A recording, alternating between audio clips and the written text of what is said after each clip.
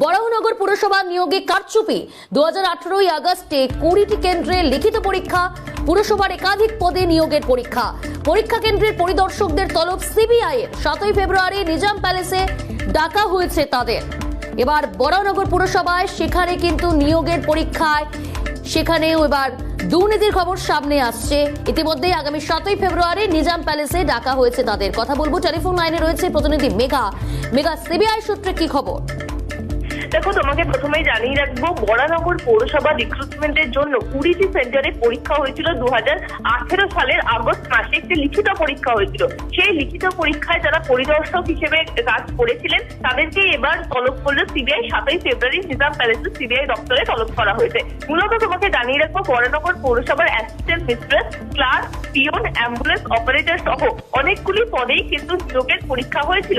এবং সেই নিয়োগের পরীক্ষা যারা পরীক্ষা দিয়েছিলেন তারা ভুয়ো পরীক্ষার্থী এমনই মনে করছেন সিবিআই কর্তারা। তাই পরীক্ষার্থীদের ধরার জন্য কোনো ব্যবস্থা কেন নেওয়া হয়নি এখনো পর্যন্ত, সেই বিষয়টি যেরকম খতিয়ে দেখছেন সিবিআই কর্তারা, অন্যদিকে কোন কোন জায়গায় কারচুপি হয়েছে এবং কতজন পরীক্ষার্থী ছিলেন সেই সংখ্যাও কিন্তু হিসেব করে দেখছেন তদন্তকারী আধিকারিকরা। বেশিরভাগ পরীক্ষার্থীরাই সাদা খাতা জমা দিয়ে পাশ করেছেন এমনটাই মনে করছেন তদন্তকারী আধিকারিকরা।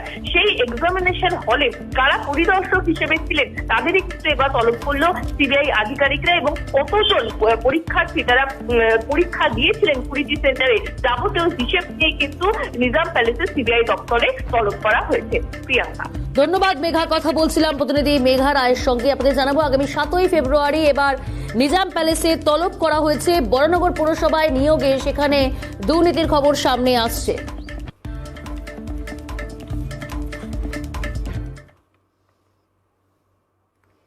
পাটনার একটি দুর্নীতি মামলায় ইডির তল্লাশি। হাওড়ার দাসনগরে গৌতম বর্মনের বাড়িতে তল্লাশি অভিযান।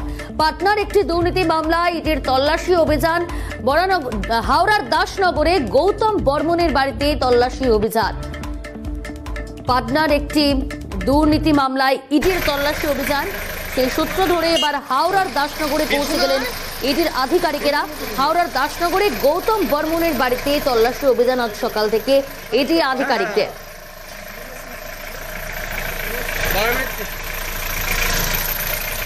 পাটনার একটি দুর্নীতি মামলায় ইডির তল্লাশি অভিযান।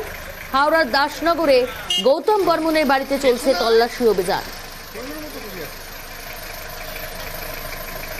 আমাদের সঙ্গে সরাসরি রয়েছে আমাদের প্রতিনিধি দেবকুমার। এখনো পর্যন্ত ইডি সূত্রে কি জানা যাচ্ছে? কারণ পাটনায় হয়েছে সেই দুর্নীতি এবং সেই দুর্নীতির মামলার সূত্র ধরে হাওড়ার দাসনগরে পৌঁছে গেল ইডি আধিকারিকেরা।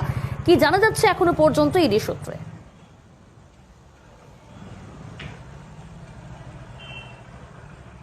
দেখো, এখনো পর্যন্ত আজ সকাল 8:30 নাগাদ 4 ইডির প্রতিনিধি তারা হাওড়া দাসনগর থানায় যে বিপ্লবী অনাদি সরণি লেন যে বাড়িতে রয়েছে গৌতম বর্মন, সেই বাড়িতে ইডির 4 প্রতিনিধি আসেন। তবে সকাল 8:30টার সময় আসেন। এখনো পর্যন্ত তারা জিজ্ঞাসাবাদ করছে এবং গৌতম বর্মন এবং তার পরিবারের সঙ্গে প্রায় ঘন্টা 3 কেটে গেলেও এখনো পর্যন্ত চলছে জিজ্ঞাসাবাদ। আমি সেই বাড়িটা একবার আমার চিত্র সাংবাদিককে দেখানো বলবো যে এই যে গৌতম বর্মনের যে বাড়ি, সেই গৌতম বর্মনের বাড়িতে আসেন ইডির 4 প্রতিনিধি। তবে এখনো কোনো কেন্দ্রীয় বাহিনীকে দেখা যায়নি। তবে তারা 4 জনই আসেন এই বাড়িতে। তারা এই গেট দিয়ে বাড়িতে ঢোকেন এবং তারপরে এখনো পর্যন্ত চলছে জিজ্ঞাসাবাদ। সেই জিজ্ঞাসাবাদে উঠে আসছে বেশ কিছু তথ্য, এমনটাই ইডি সূত্রের খবর। তবে যেটা ইডি সূত্রে যে খবর জানা যাচ্ছে যে পাটনার কোনো দুর্নীতির সঙ্গে জড়িত সেই ঘটনায়, এই অভিযোগের ভিত্তিতেই আজ ইডির প্রতিনিধিরা এই হাওড়া দাসনগর যে